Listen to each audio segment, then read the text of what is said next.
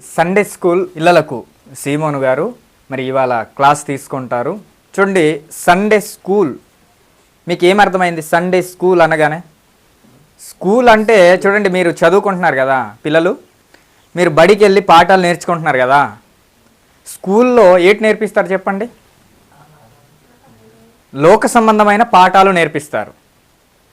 లోక సంబంధమైన పాఠాలు నేర్పిస్తారు. మరి క్రైస్తవులు ఆదివారం పూట నేర్పించేటటువంటి స్కూల్నే ఏమని పెట్టారు చెప్పండి? Sunday school. అందులో బయటేమో మీరు చూడండి, స్కూల్లో నేర్చుకున్నదే A for apple, B for ball, C for cat, ఇలా మీరు చదువుకుంటూ వచ్చారు. ఆ అంటే అమ్మా, ఆ అంటే ఆవు, ఈ అంటే ఇల్లు, ఈ అంటే ఈ అని నేర్చుకున్నారు. కానీ దేవుని సన్నిధానంలో ఎలా నేర్చుకోవాలో తెలుసా?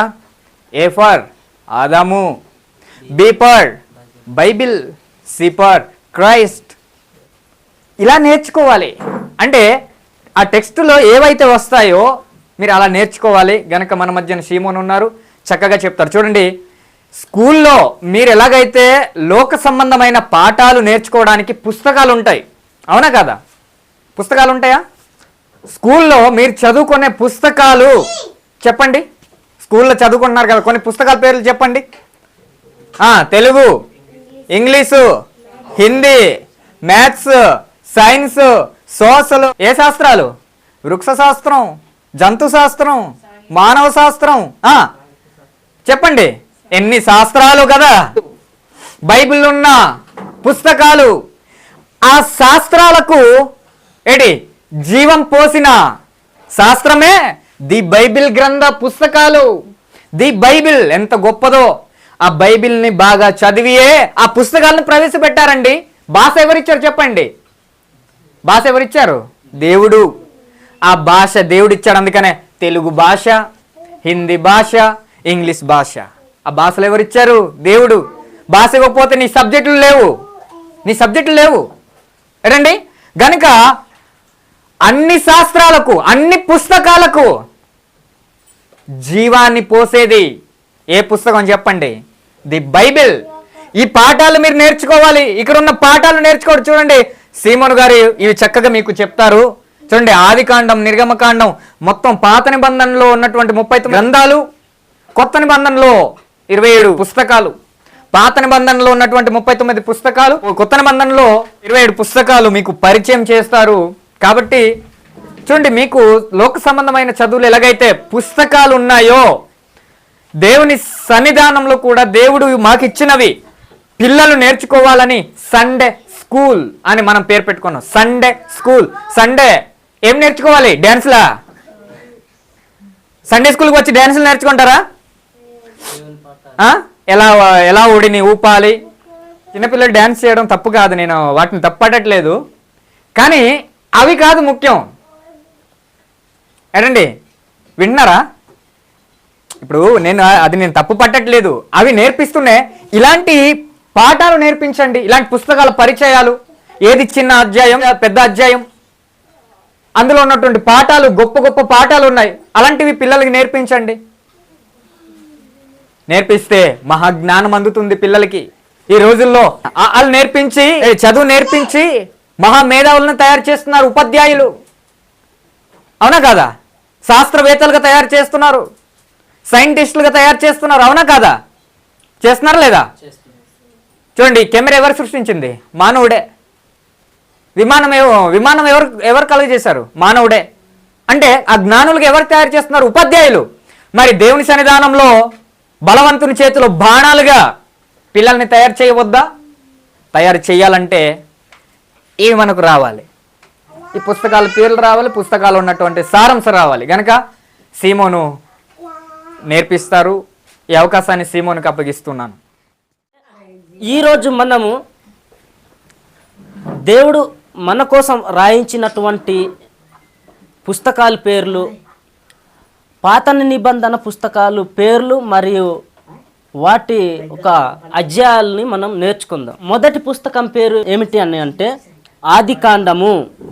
ఆదికాండము ఇది ఎన్ని అధ్యాయాలు కలిగిన పుస్తకం అంటే 50 అధ్యాయాలు కలిగిన పుస్తకం.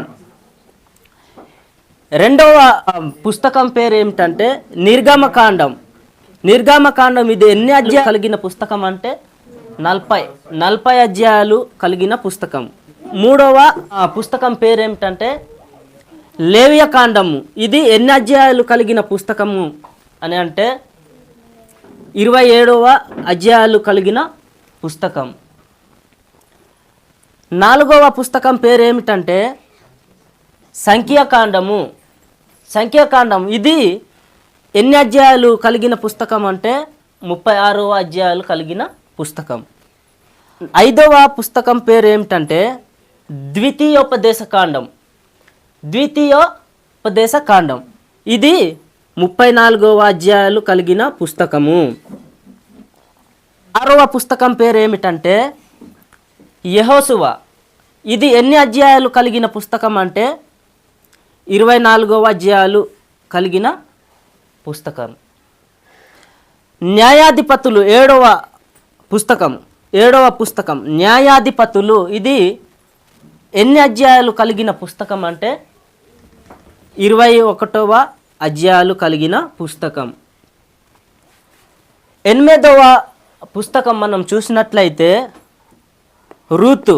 ఇది 4వ అధ్యాయాలు కలిగిన పుస్తకం. 9వ పుస్తకాన్ని మనం చూసినట్లయితే మొదటి సమూయేలు గ్రంథం. ఇది 31వ అధ్యాయాలు కలిగినటువంటి పుస్తకం.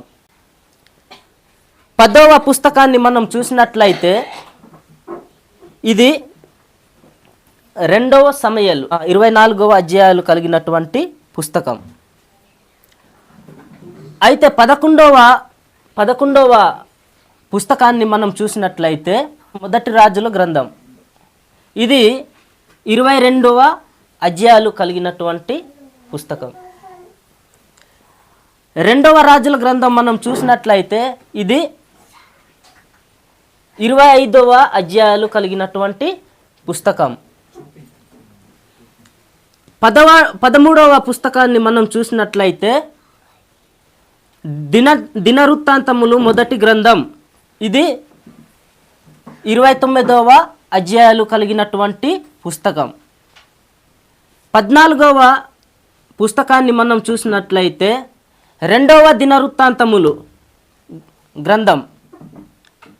ఇది 36 అధ్యాయాలు కలిగినటువంటి పుస్తకం.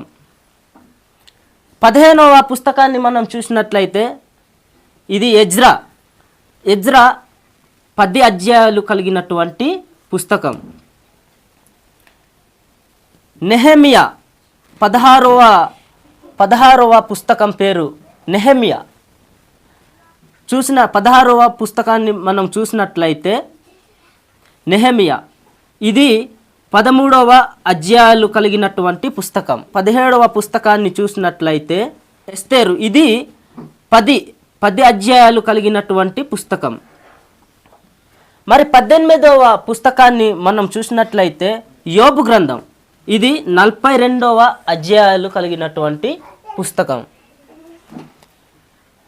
19వ పుస్తకాన్ని మనం చూసినట్లయితే కీర్తనాల గ్రంథం. ఇది 150 అధ్యాయాలు కలిగినటువంటి పుస్తకం. 20 సామెతాల గ్రంథం. 20 పుస్తకం మనం చూసినట్లయితే సామెతాలు. ఇది 31వ అధ్యాయాలు కలిగినటువంటి పుస్తకం. మరలా రిప్లై చేసుకుందాం. చెప్పండి పిల్లలు. ఆదికాండం ఎన్ని అధ్యాయాలు కలిగినటువంటి పుస్తకం? 50. నిర్గమకాండం 40. లేవ్యకాండం ఎన్ని పుస్తకాలు కలిగిన పుస్తకం? సంఖ్యాకాండం ఎన్ని అధ్యాయాలు కలిగిన పుస్తకం? ద్వితీయోపదేశకాండం ఎన్ని అధ్యాయాలు కలిగినటువంటి పుస్తకం? గట్టిగా చెప్పాలి. యెహోషువ ఎన్ని అధ్యాయాలు కలిగినటువంటి పుస్తకం? న్యాయాధిపతులు ఎన్ని అధ్యాయాలు కలిగినటువంటి పుస్తకం? రూతు ఎన్ని అధ్యాయాలు కలిగినటువంటి పుస్తకం? మొదటి సమూయేలు గ్రంథం ఎన్ని అధ్యాయాలు కలిగినటువంటి పుస్తకం? రెండవ సమూయేలు గ్రంథం ఎన్ని అధ్యాయాలు కలిగినటువంటి పుస్తకం? 24. మొదటి రాజుల గ్రంథం ఎన్ని అధ్యాయాలు కలిగినటువంటి పుస్తకం? 22. రెండవ రాజుల గ్రంథం ఎన్ని అధ్యాయాలు కలిగినటువంటి పుస్తకం? 25. దినవృత్తాంతములు మొదటి గ్రంథం ఎన్ని అధ్యాయాలు కలిగినటువంటి పుస్తకం? 29. రెండవ దినవృత్తాంతములు గ్రంథం ఎన్ని అధ్యాయాలు కలిగినటువంటి పుస్తకం అని మనం నేర్చుకున్నాం? 36. ఎజ్రా ఎన్ని అధ్యాయాలు కలిగినటువంటి పుస్తకం? 10.